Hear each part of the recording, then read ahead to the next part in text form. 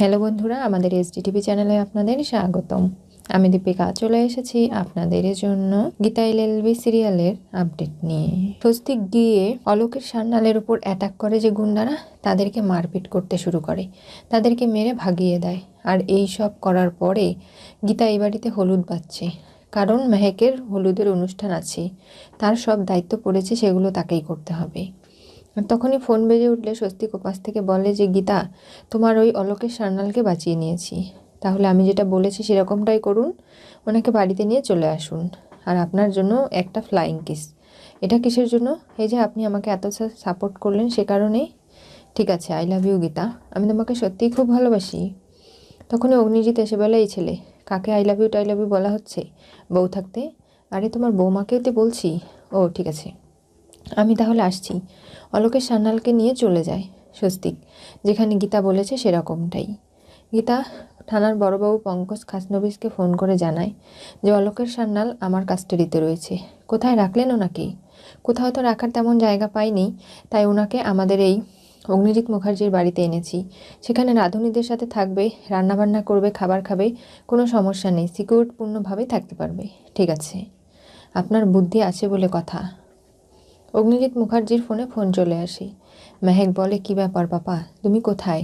কালকে আমার বিদায় হয়ে যাবে, আমার বিয়ে, আজকে ভোরবেলা আমার হলুদের অনুষ্ঠান। তুমি তাড়াতাড়ি বাড়ি চলে এসো পাপা, দেরি করো না। আমি সারা জীবনের মতো অন্য কারো হয়ে যাওয়ার আগে আমি আমার সবথেকে প্রিয় মানুষ আমার পাপাকে ভালোবেসে আগলে রাখতে চাই। আমার পাপার সঙ্গে আজকে আমি ঘুমাতে চাই, তাকে ঘুম পাড়িয়ে দিতে চাই। তুমি চলে এসো, তোমার জন্য আমি নিজে হাতে রান্না করেছি, তুমি আসবে তো? হ্যাঁ। ফোন রেখে দেয়। অগ্নিজিৎ মুখার্জির চোখ দিয়ে জল পড়ছে, চোখের জল মুছে ফেলে। ওদিকে মেহেকও কান্না করছে। অগ্নিজিতের মনে পড়ে গীতা বলেছিল যে কৃপান আপনার বাড়ির গৃহ পরিচালিকাকে মলেস্ট করেছিল, তার সঙ্গে আপনি আপনার নিজের মেয়ের বিয়ে দেবেন? সারা জীবন কাঁদবে, সহ্য করতে পারবেন? এরপরে গীতা অগ্নিজিতের জন্য অনেক ফাইট করছে, কিন্তু কোনোভাবে পেরে উঠছে না। এগুলো ভেবে অগ্নিজিৎ খুব কষ্ট পায়। ওদিকে মেহেক ভাবছে অঙ্কিত তাকে খুব ভালোবাসে, আই লাভ ইউ বলেছিল, আর কৃপান বলেছে পুরনো সমস্ত কিছু ভুলে তাকে থাকতে হবে ওই বাড়ির লক্ষ্মী নতুন বউ হয়ে। এরপরে রাত হয়ে যায়, অগ্নিজিৎ মুখার্জি বাড়ি ফিরে আসে। তখনই মেহেক 5 রকমের ভাজি করেছে, রান্না করেছে, তার বাবাকে এনে ডাকে আর বলে, বসো এখানে, আমি আজকে নিজে হাতে তোমাকে পরিবেশন করে খাওয়াবো বাবা। কারণ একটা মেয়ে বিয়ে হয়ে যাওয়ার আগে তার মা বাবা তাকে আইবুড়ো ভাত খাওয়ায়, কেন একটা মেয়ে নিজে হাতে রান্না করে তার বাবা মাকে খাওয়াতে পারবে না? তাই আমি আজকে রান্না করেছি। কি হয়েছে মেহেক তোমার হাতে? একটু ছ্যাঁকা লেগেছে। এই রান্নাগুলো করতে গীতা বৌদি আমাকে অনেক হেল্প করেছে, তুমি চিন্তা করো না, এতটুকুন ছ্যাঁকা কোনো ব্যাপার নয়। এগুলো নিয়েই তো আমাকে এখন সারাটা জীবন চলতে হবে। এই বাড়িতে আমি তোমার লক্ষ্মী মেয়ে হয়েছিলাম, আর ওই বাড়িতে আমি লক্ষ্মী বউ হয়ে থাকবো। আমার চোখের জল কেউ দেখতে পারবে না। মেহেক, তুই সত্যি এই বিয়েটা করলে খুশি হবি না, তাই না? পাপা তুমি খেয়ে নাও তো। এই দেখো, তোমার পছন্দের ডাল রান্না করেছি, চিংড়ি মাছের মালাইকারি করেছি, পোস্ত দিয়ে, তাও আবার, তারপরে মাংস করেছি কষা, এমনকি মাছ, সবটা তোমার পছন্দের, আমি তোমাকে খাইয়ে দিই। এরপরে ভাজি দিয়ে মেখে অগ্নিজিৎ মুখার্জির মুখে খাবার তুলতেই যাবে, তখনই অগ্নিজিৎ মুখার্জির চোখ দিয়ে জল পড়ে। বলে, আমাকে ক্ষমা করে দিস মেহেক, আমি তোর জীবনটা নষ্ট করে দিলাম। বাবা, তুমি এরকম কেন বলছো? ক্ষমা চাওয়া ছাড়া আমার যে কোনো উপায় নেই। দাদা, তুমি কোন জন্মে কোন কেসে কি করেছো, তোমার প্রফেশনাল লাইফে তুমি কতটা রিস্ক নিয়েছো, সেই সমস্ত দায়ভার তুমি মেহেকের কাঁধে চাপালে, কেন বলতে পারো? আর কেন তুমি এরকম করে মেহেককে বলি চড়ালে? তুমি জানো না যে সারাটা জীবন মেয়েটাকে কাঁদতে হবে, ওই পরিবারে গিয়েও কখনো ভালো থাকতে পারবে না, সেই মানুষটার সঙ্গেই তুমি জোর করে ওকে বিয়ে দিচ্ছ, এখনও কিছু করবে না তুমি? এই সমস্ত কথা বলিস না, আমার বুকে এসে বিঁধছে, কেন বিঁধবে না? কারণ এগুলো কাজই তো তুমি তেমনটাই করছো। আর দেখো, যা হচ্ছে সবটা কিন্তু খুব খারাপ হয়ে যাচ্ছে। এত কিছুর পরেও আমি কোনোভাবেই এটা বলতে পারবো না মেহেক যে আমি তোমাকে রক্ষা করতে পারবো, কারণ তুমি তো বুঝতেই পারছো এই পাপাকে তুমি ক্ষমা করে দিও, কারণ কোনোভাবেই তোমার পাপা তোমার জীবনটা নষ্ট হওয়ার থেকে আটকাতে পারলো না। বাস এতটুকুই তোমার। মেহেক কান্না করে, নিজের চোখের জল মুছে ঘরে চলে যায়। তখনই অগ্নিজিৎ মুখার্জি আর খাবারটা খেতে পায় না, গলা দিয়ে নামে না। না দাদা, তুমি খাবার খেয়ে যাও, মেহেক নিজে হাতে রান্না করেছে। তুমি শুনলে তো, মেয়েটা প্রথমবার রান্না করেছে, কেমন হয়েছে জানে না, কিন্তু নিজের পাপাকেও খুব ভালোবাসে, তাই খেতে দিয়েছে, তুমি খাও। তবে দেখো, কালকে ভোরবেলা মেহেকের গায়ে হলুদ, তার আগে কিছু একটা করো। তুমি তো অগ্নিজিৎ মুখার্জি, তুমি চাইলে সব কিছু করতে পারো, সব সমস্যার সমাধান করতে পারো। না, আমি পারি না, কারণ আমি এমন চক্রব্যূহে ঢুকে গেছি, সেখান থেকে বেরোনোর কোনো পথ নেই। ওরা যা বলবে আমাকে সেটাই করতে হবে। সারা জীবন কি তাহলে তুমি এরকম করেই চলবে?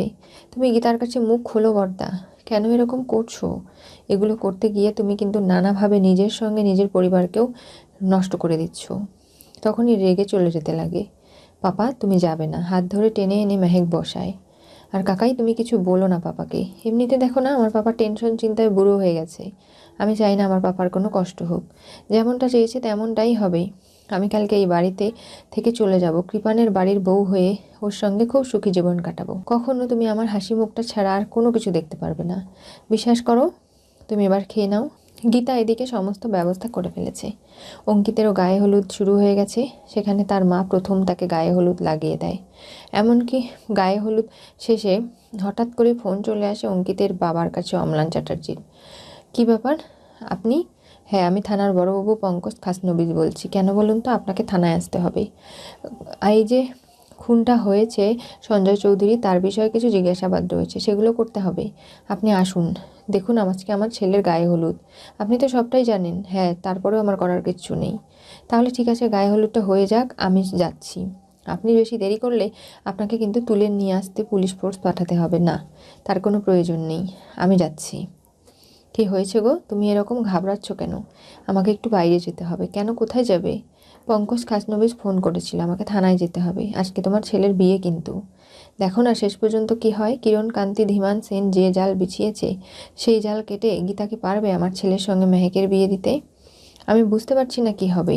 আমি জানি গীতা এলএলবি ওর নাম, ও ঠিক পারবে। দেখে নিও, ও যাকে যেটা কথা দেয় সেটা রাখে, আর এবার আমার ছেলের জীবনটাও নষ্ট হতে দেবে না।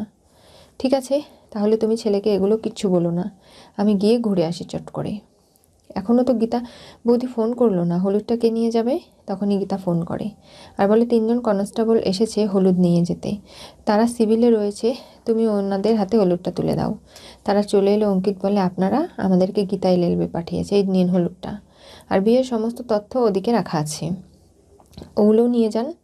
হ্যাঁ, আপনাদের তাড়াতাড়ি যেতে হবে, কারণ ও বাড়িতে আমার গায়ে হলুদটা আর তত্ত্বগুলো সবার আগে পৌঁছানো দরকার। ঠিক আছে, আমরা জানি সেটা। ওগুলো নিয়ে তারা চলে যায়। এদিকে গীতা সমস্ত আয়োজন করেছে। মেহেকের হলুদ বলে সবাই নাচ গান হই হুল্লোড়ে মেতে উঠেছে। মেহেকের মন এতটুকু ভালো নেই। গীতা নিজে বরণ করছে মেহেককে। এরপরে জানা যায় যে আসলে ছেলের বাড়ি থেকে গায়ে হলুদের তত্ত্ব চলে এসেছে। গীতা নিজে হাতে বরণ করছে মেহেককে। মেহেকের মুখে কোনো হাসি নেই। মেহেক কষ্ট পাচ্ছে। আর এলিন এবং ঈশা যখন সামনে আসে তখনই বলে যে আমরা তত্ত্ব নিয়ে চলে এসেছি এবং হলুদও। ছেলের বাড়ির হলুদ এলো, অথচ আমরা তো আশা করেছিলাম যে ছেলের বোন আসবে। কাবিয়া আসেনি? না, ওরা ব্যস্ত আছে, সাজাগোজা নিয়ে তৈরি হচ্ছে। ঠিক আছে, হলুদগুলো ভেতরে নিয়ে যায় এবং তত্ত্বগুলো। এরপরে মেহেকের গায়ে হলুদের অনুষ্ঠান শুরু হয়ে যায়। ধুমধাম করে সব কিছু পালন করা হচ্ছে, কিন্তু কোনোভাবেই সেখানে ভজন মিত্তির চলে যায় এবং গিয়ে জানতে পারে হলুদ নিয়ে যে আগেই তো হলুদ চলে এসেছে এবং মেহেকের গায়ে হলুদ হয়েও গেছে। তাহলে কৃপান এতক্ষণ পরে হলুদ পাঠালো? এগুলো নিয়ে সবাই গবেষণা করতে শুরু করে। আর তখনই সন্দেহ হয় কৃপানের যে এই সব কিছু অঙ্কিত করছে না তো? অঙ্কিতের গায়ে হলুদ মেহেকের বাড়িতে চলে এলো না তো? তাই অঙ্কিতকে আননোন নাম্বার থেকে ফোন করে আর বলে, কী ব্যাপার, গায়ে হলুদ যে পাঠানোর কথা ছিল সেটা তো পাঠিয়ে দেওয়া হয়েছে, এখনও পৌঁছায়নি। আপনি কে বলছেন বলুন তো? আমি কৃপান বলছি। ও, তার মানে তুমি এই সব কিছু করেছো? অঙ্কিত, তোমাকে আমি কোনোভাবেই ছাড়বো না। তুমি মেহেকের বাড়িতে হলুদ পাঠালে কেন? এই বাড়িতে হলুদের অনুষ্ঠান হয়েছে কেন? এগুলো নিয়ে নানা প্রশ্ন করতে শুরু করে। গীতা যে পরিকল্পনা করেছে তাতে কোনোভাবেই মেহেকের ভালোবাসার মানুষ দূরে চলে যেতে পারবে না। দাঁড়িয়ে দাঁড়িয়ে একটা মেয়ের জীবন নষ্ট হতে গীতা দেখতে পারবে না, তাই সব ধরনের লড়াই করছে সে। আর যখন এটা জানাজানি হয় তখনই ভজন বুঝতে পারে এটাতে গীতার কারসাজি। গীতা তো বলেছিল এই বাড়িতে বর আসবে, বরণ হবে, সবটা গীতার মন মর্জি মতো। আর সেগুলো গীতা এবার প্রমাণ করে দিল। কোনোভাবেই তার অন্যথা তো হলো না। আর ওদিকে অঙ্কিতের বাবা থানায় চলে গেছে সাক্ষী দিতে।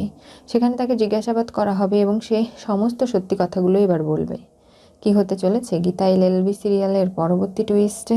মেহেকের হলুদের অনুষ্ঠানে অঙ্কিতের গায়ের হলুদ উঠল গীতার মাস্টার প্ল্যানে। আজকে গীতা যেভাবে মেহেকের জন্য লড়াই করছে, অগ্নিজিৎ মুখার্জি সেটা পারছে না। কিন্তু সন্দেহ হচ্ছে কোনোভাবেই যদি গীতা এই ধীমান সেন, কিরণ কান্তি, কৃপানের জাল কেটে বেরিয়ে যেতে না পারে, তাহলে তো সব কিছু শেষ হয়ে যাবে, লণ্ডভণ্ড হবে, মেহেকের জীবনটা নষ্ট হয়ে যাবে। এদিকে অঙ্কিত মেহেককে সারা জীবন না পেয়ে বিরহে জীবন কাটাবে। আর ওদিকে কৃপানের সঙ্গে মেহেকের বিয়ে হওয়া মানে কৃপান যেভাবে চাইবে সেভাবে মেহেককে পুতুলের মতো রাখবে, আর মেহেক বেঁচে থেকেও মরে যাবে। এগুলো গীতা চায় না। তাই নানাভাবে সাক্ষ্য প্রমাণ ম্যানেজ করছে। এমনকি যখন দরজায় বর এসে দাঁড়াবে, তখনই সোলার টুপুর একদম রূপোর টুপুরে পরিণত হবে। নানাভাবে গীতা এমন শুরু করবে যে সবার সামনে সব সত্যিটা বেরিয়ে আসবে। জানতে চোখ রাখতে হবে আমাদের চ্যানেলে। পাশে থাকা বেল আইকনটি অবশ্যই করে ক্লিক করুন।